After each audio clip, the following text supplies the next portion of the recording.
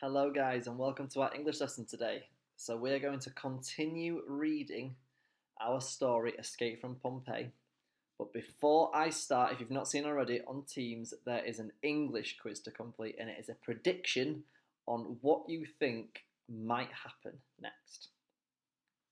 So, if you've not done it already, you can just pause me now and you can go and complete it. If you've already done that, brilliant, then we can get on with our lesson. So I'm going to start on page 8, which we got to yesterday.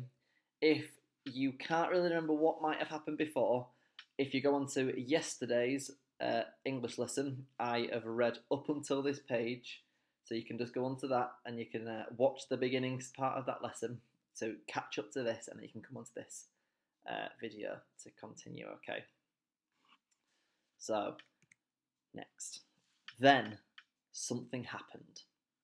The stone steps creaked, the flats began to rattle, and the building quivered. Props fell to the stage, and scenery split. Tranio's father froze to the spot. Everyone fell silent. But one by one, the actors began to relax. Rumble down, tumble down, here we go again, they chanted. Nothing to fear, everybody, called Tranio's father. Back to rehearsal, please. The actors fastened their masks and carried on as if nothing had happened. But Tranio wriggled through the awning and ran away down the street. What do you think's happening, guys?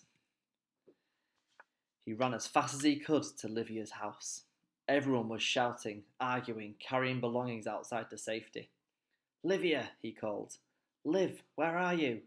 The bakery kitchen was empty. Loaves lay scattered on the floor.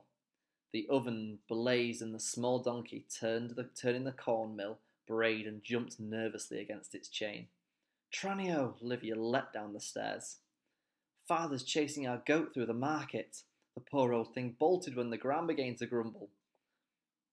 You'd have died laughing. Come on. Flushed and excited, the two children ran off hand in hand into the dusty streets. But as they ran, the sky began to darken and a thick cloud drifted slowly overhead. Livia turned to Tranio. Why are the seagulls flying towards the woods? They're going the wrong way.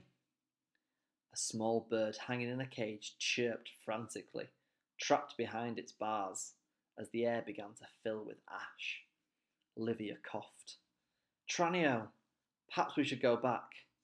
Tranio grabbed her hand. We can't go back. The dust is too thick. Quick! The harbour! Run! Just run!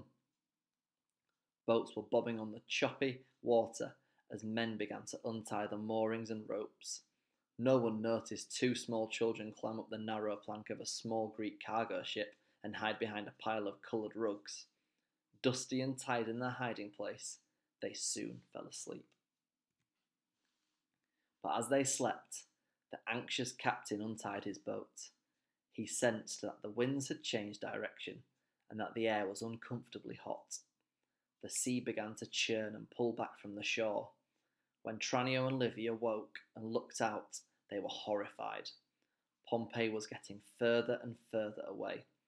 The sky was now thick with pumice and blackened with ash. Tranio, I can't breathe. In the back of my throat, as she spoke, Livia started to choke. The children could hear dogs barking and people's muffled screams as they ran, gasping for air, with rags covering their mouths or pillows over their heads.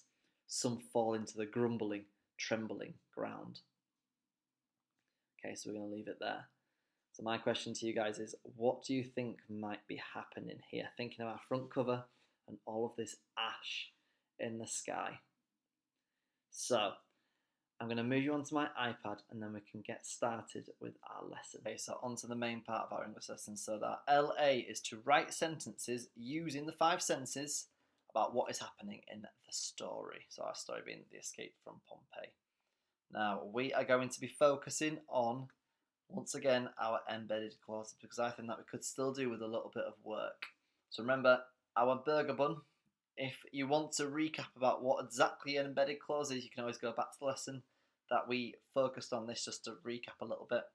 But I think that we should all really know that an embedded clause is where our main clause is split up in half and our extra bit of information is in the middle of our sentence. That's why our embedded clause in. is.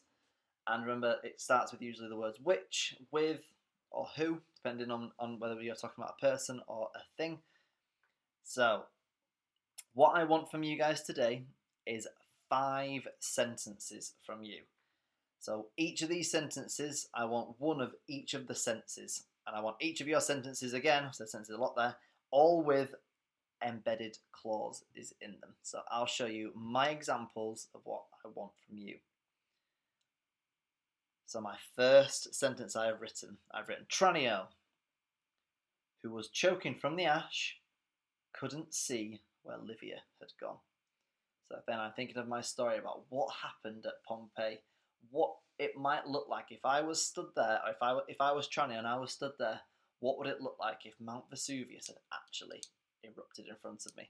The ground would be rumbling, the buildings would be all falling over around me, people would be screaming, there'd be ash everywhere, people wouldn't really know what was happening. I want to imagine that you were there. Or again, I could just read that story again, what I've just read, and I knew that Livia was choking on the ash. Now that's what would be happening.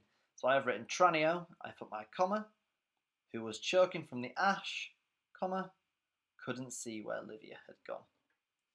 That in the middle, who was choking from the ash, is my embedded clause. And really, I've actually got 2 in there. I've got I couldn't see, and then I've also got maybe even my taste, because the ash would be in Tranio's throat, so I'd be choking from it because I could taste it. It wouldn't taste very nice. It's almost like burning. My next sentence is more about the mountain. So I've got the mountain, which was once so peaceful, erupted into the sky. So I've got the mountain with my comma, my embedded clause, which was so peaceful, and my comma. Remember, the word that I started with this time is which. And as well, just simple things, but I've got my capital letter at the beginning and my full stop. And again, I focused on my sight there. But remember, I've still got my touch, I've still got my hearing, and I've still got my smell. So I would want 5 sentences. You can use mine as some examples to get you going. I want 5 examples, 1 sentence for sight, 1 sentence for smell, for hearing, for touch, and for taste. And remember to add in your embedded clauses. Don't forget your commas. I hope that makes sense. Any issues or any problems, please do let me know on Class Dojo. And guys, I'm very excited to read all of your sentences. Enjoy.